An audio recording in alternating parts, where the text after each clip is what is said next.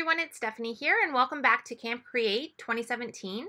In today's activity, we are going to be doing some remarkable resist. So we're going to be doing some embossing on a panel and then we're going to add some watercolor to create a really great background. So I have the wood plank background stamp, and this is literally wood planks. That's what it looks like when you stamp it or emboss it, and it's a really great stamp to do the emboss resist technique. So I have a piece of watercolor cardstock, and I'm going to stamp this entire stamped area with Versamark ink, and that's because we're going to heat emboss this entire background stamp onto a piece of watercolor paper with white embossing powder.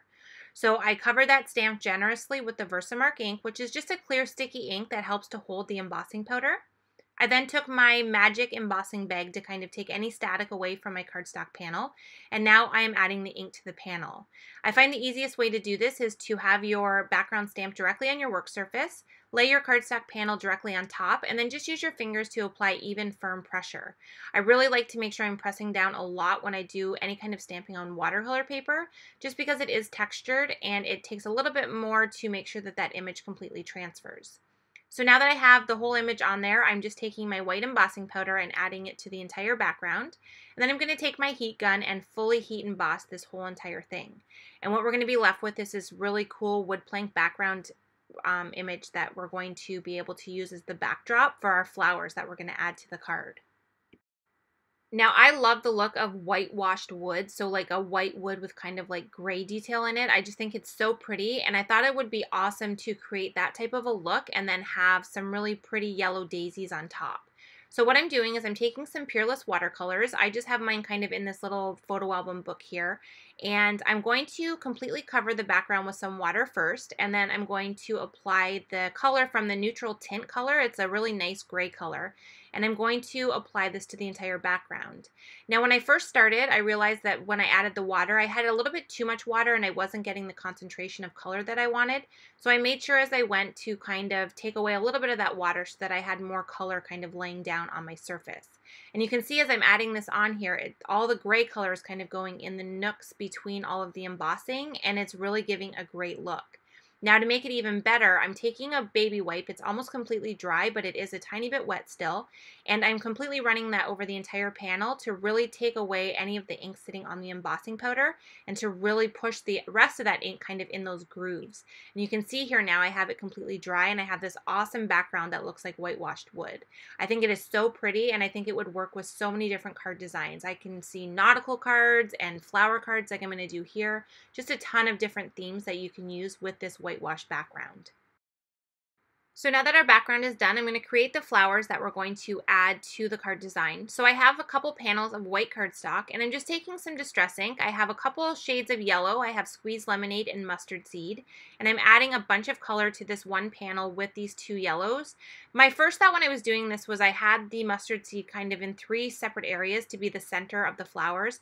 And then I realized that I was going to cut out a bunch of different flowers, so I ended up creating a second panel of the yellow and used the 2 panels to cut out all of the flowers so I could do some layering.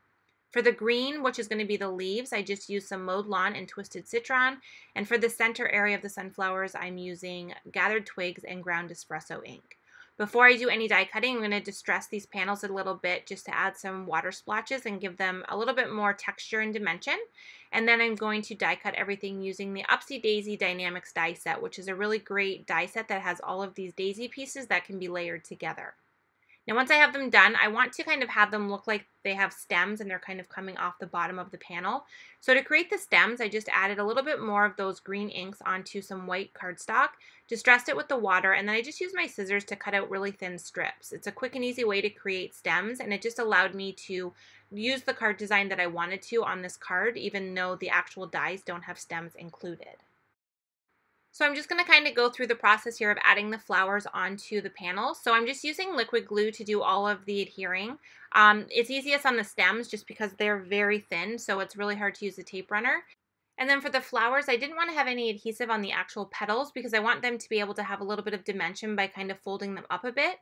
So I only was adding adhesive to the center. So I really found that the liquid adhesive was much easier to do all of the adhering of everything. So I'm starting off with the stems first. I kind of just placed everything onto the panel to figure out where I wanted everything to go. And then once I had an idea of how I wanted the design to look, I just kind of took everything off and started to adhere everything on. So I added the stems first and then trimmed off the excess from the bottom.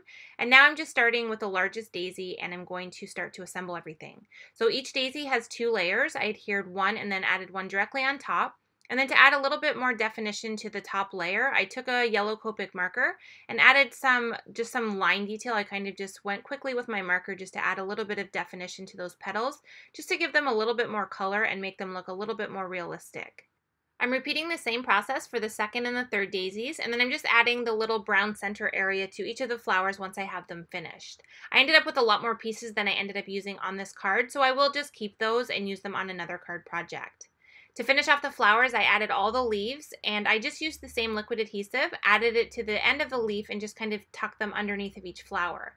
Since we didn't add adhesive to the entire flower background, I was able to easily add those leaves underneath. For the sentiment, I used the Kind Words stamp set and stamped a sentiment with black ink onto a banner that I had trimmed out from white cardstock using the Blueprints 28 Dynamics, and I just adhered that directly to the card base with my tape runner and just cut the excess off the side.